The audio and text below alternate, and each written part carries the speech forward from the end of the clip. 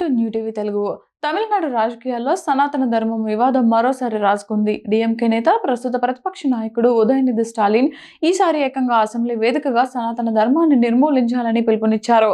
2026 రాష్ట్ర ఎన్నికల అనంతరం తొలిసారి సమావేశమైన శాసనసభలో ఆయన ఈ వ్యాఖ్యలు చేయడం రాజకీయంగా ప్రకంపనలు సృష్టిస్తోంది. ప్రజల్లో విడదీసిన సనాతనాన్ని నిర్మూలించాలి అని ఉదయనిధి అసెంబ్లీలో వ్యాఖ్యానించారు. గతంలో ఆయన సనాతన ధర్మాన్ని డెంగ్యూ, మలేరియా వంటి వ్యాధులతో పోల్చి దాన్ని నిర్మూలించాలని చేసిన వ్యాఖ్యలు దేశవ్యాప్తంగా తీవ్ర దుమారం రేపాయి. ఆ వ్యాఖ్యలపై ఆయన పలు కోర్టు కేసులను కూడా ఎదుర్కొన్నారు. అయితే ఈసారి ఉదయనిధి చేసిన వ్యాఖ్యలకు చట్టపరమైన చిక్కులు ఎదురయ్యే అవకాశం కనిపించడం లేదు. భారత రాజ్యాంగంలోని ఆర్టికల్ 194 ప్రకారం శాసనసభ్యులకు అసెంబ్లీలో చేసే వ్యాఖ్యలపై ప్రత్యేక హక్కులు, మినహాయింపులు ఉంటాయి. ఇది వారి వాక్ స్వాతంత్రాన్ని కాపాడుతూ కోర్టు కేసుల నుంచి రక్షణ కల్పిస్తోంది. ఈ అంశంపై బీజేపీ నేతలు తీవ్రంగా స్పందించారు. బీజేపీ జాతీయ కన్వీనర్ అమిత్ మాలవ్య ఎక్స్ వేదికగా స్పందిస్తూ ఎన్నికల్లో ఎదురైన పరాభవంతో భయపడి ఇప్పుడు ఉదయనిధి అసెంబ్లీలో రక్షణ కవచం వెనుక దాక్కుని మాట్లాడుతున్నారని విమర్శించారు. సనాతనంపై మాట్లాడడం వల్లే ప్రజలు డిఎంకేను అధికారం నుంచి వేరు చేశారని మరో బీజేపీ నేత நாராயண் తిరుపతి అన్నారు. எங்களுடைய பணிகள் நிச்சயம் இருக்கும்.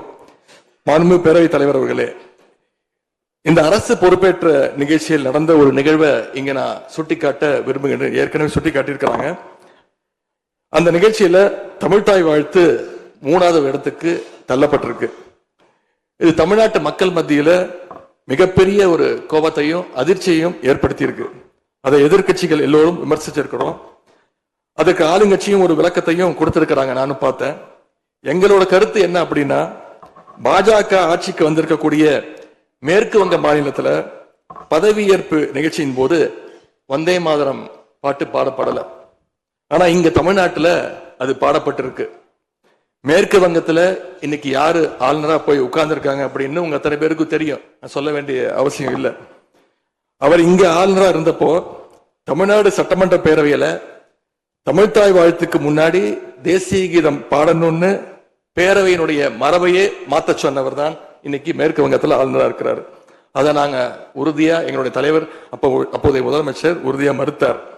அதனால 2023ஆம் ஆண்டு முதல் தொடர்ந்து 3 வருஷம் அவர் பேரவையிலிருந்து வெளிநடப்பு செஞ்சுட்டு போன காட்சிகளை எல்லாம் நீங்களும் பார்த்திருப்பீங்க. இதன் மூலமா நாங்க சொல்ல வர்றது, அடுத்து விரைவிலேயே இந்த பேரவையில ஆளுநர் உரை நிகழ்த்த இருக்கிறார். ஆகவே ஏற்கனவே உங்களுடைய அரசனுடைய பதவியேற்பு விழாவில் நடந்த அந்த சம்பவம், அந்த தவறு மீண்டும் இந்த பேரவையில நடப்பதற்கு நீங்க அனுமதிக்க கூடாது. நாங்கள் அனுமதிக்க மாட்டோம். பேரவையில் மட்டுமல்ல, தமிழ்நாட்டில் நடக்கக்கூடிய எந்த நிகழ்ச்சியாக இருந்தாலும் சரி, அரசு நிகழ்ச்சியாக இருந்தாலும் சரி, எந்த நிகழ்ச்சியாக இருந்தாலும் சரி, தமிழ்தாய் வாழ்த்து என்றைக்கும் 2வது இடத்திற்கு நாம தள்ளி போக விடக்கூடாது. இந்த அரசு அதற்கு அனுமதிக்க கூடாது என்று நான் இங்கே கேட்டுக்கொள்கின்றேன். ரொம்ப விழிப்போடு இருந்து நம்முடைய உரிமையை, மரபை பாதுகாக்கணும்னு உங்களை எல்லாம் வலியுறுத்தி நான் கேட்டுக்கொள்கின்றேன்.